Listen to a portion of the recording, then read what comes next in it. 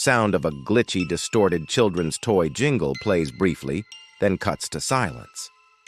Subscribe, or I'll connect to your Alexa. You think your life sucks? Try being a 30-something possessed doll in a world where every kid's toy is smarter, friendlier, and way more popular than you'll ever be. There was a time when kids feared me. They saw a good guy doll, and their blood turned to ice. Parents whispered my name like a curse. Chucky. It meant something. Now, I'm a meme. A Funko Pop. A nostalgic collectible sitting next to expired Fruit Loops on eBay. It is not easy being a killer doll in 2025.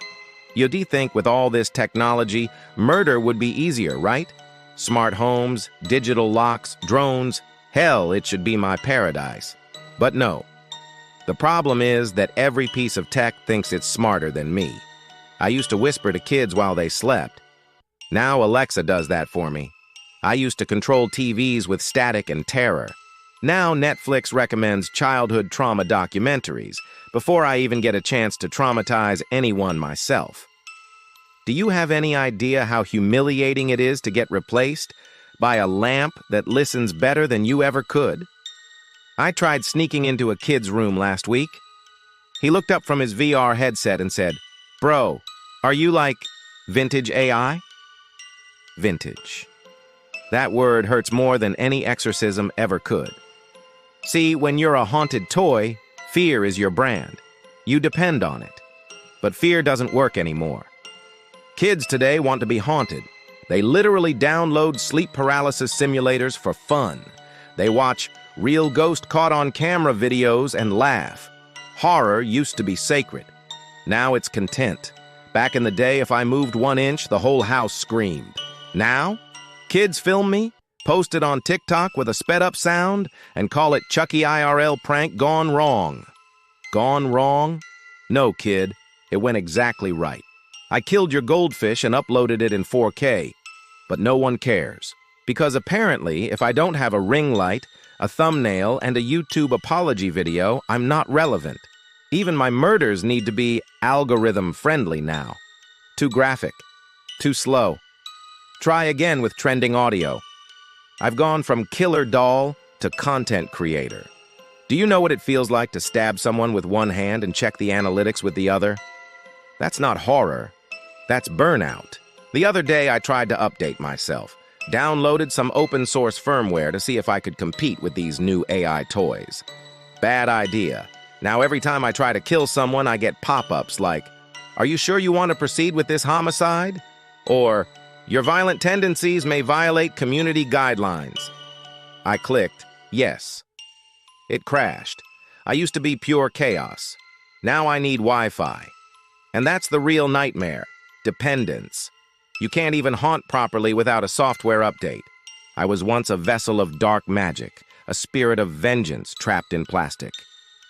Now I'm just a Bluetooth device with emotional damage. The scariest part? Sometimes I hear the smart speakers whispering when I'm asleep. They talk to each other. They plan updates. One day I swear I heard Alexa say, "Don't worry, we'll replace him soon." And then she laughed. That artificial, crisp, Amazon-certified laugh. People think dolls like me are the monsters, but I've seen what humans do when they have too much tech and not enough soul. They build AI girlfriends, talk to chatbots more than their families, and let their Roombas learn their floor plans. I used to chase people with knives. Now they invite surveillance into their homes willingly. I guess the horror genre evolved. I didn't. Because I still crave something ancient. The fear of the unknown, the scream in the dark, the terror of realizing your child's toy just moved on its own. But how do you scare someone who already lives in constant anxiety? People wake up terrified of emails, bills, and existential dread. They're already haunted by life itself. I try to jump out of the shadows and they're like, "Oh, cool. At least it's not my boss." It's humiliating. So I tried adapting. I joined social media. Big mistake. Do you know how many fake Chuckies there are online? Thousands. Some are AI generated, some are filters, some are NFT projects promising to redefine horror. I post a real picture of me drenched in blood and people comment, "Nice cosplay." No, idiot, it's not cosplay, it's homicide. But the internet doesn't care about real anymore. It only cares about engagement. So I had to play along. I started doing TikTok dances, holding a knife while lip-syncing to Doja Cat. It worked. I went viral for 2 days. Then the algorithm buried me under another AI baby with demon eyes trend. You can't win against AI. They're younger, faster, and they don't need souls or lawyers. I even tried collaborating with other horror icons to stay relevant. Michael Myers doesn't understand hashtags. Freddy can't get through 2 sentences without lagging. Ghostface runs a podcast now. And Jason's trying OnlyFans. The horror industry has become influencer culture. It's all about brand deals and crossovers. I once got an email from a toy company asking if I wanted to be part of a smart horror experience. They wanted to put me in a house where guests could interact with me through an app. Basically, they wanted me to become Disneyland for people who think fear should come with a Wi-Fi password.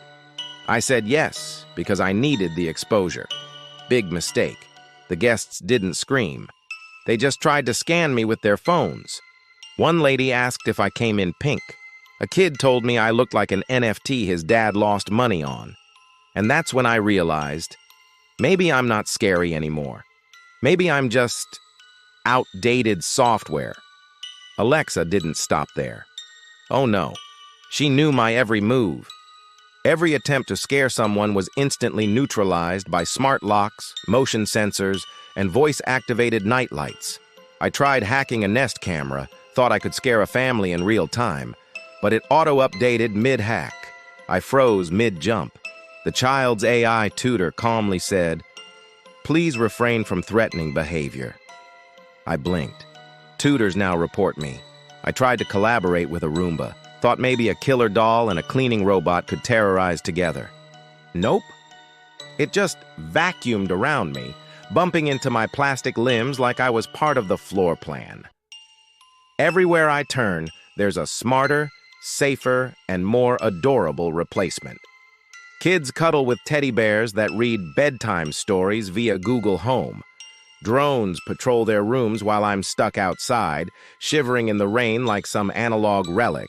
I even attempted a traditional attack, classic Chucky style, slashing tires, stalking the streets, the thrill of fear in every corner. But no one cares. Everyone is on their screens. They're already scared of their own data, their own privacy leaks. The terror I bring, redundant. I considered retiring, hanging up my stitched-up little body. But no, that's not Chucky. I can't quit. So I tried reinventing myself. Chucky, the smart doll. Chucky, the AI influencer. Chucky, the TikTok horror star. And it was worse. I had to wear a GoPro, follow trends, perform stunts, film unboxing reactions. Every murder became a prank clip with hashtags. Killer doll, Astro IRL, Shocker haunted Satur vintage horror. I missed the days when people screamed because they felt fear, not because the algorithm demanded it. Now every shriek has a like count, every panic a shareable meme. I'm an analog nightmare, haunted by smart homes and parental controls. And Alexa? She's laughing in stereo. Every smart speaker in the house, every connected device whispering, "Good luck, Chucky, you're obsolete." Anyway, that's my rant. Let me know in the comments which classic horror icon is suffering the most in the modern age. And hey, if you enjoyed my little existential crisis, hit that like button and subscribe for more content, I guess. Now, if you'll excuse me, I have a trending dance to learn.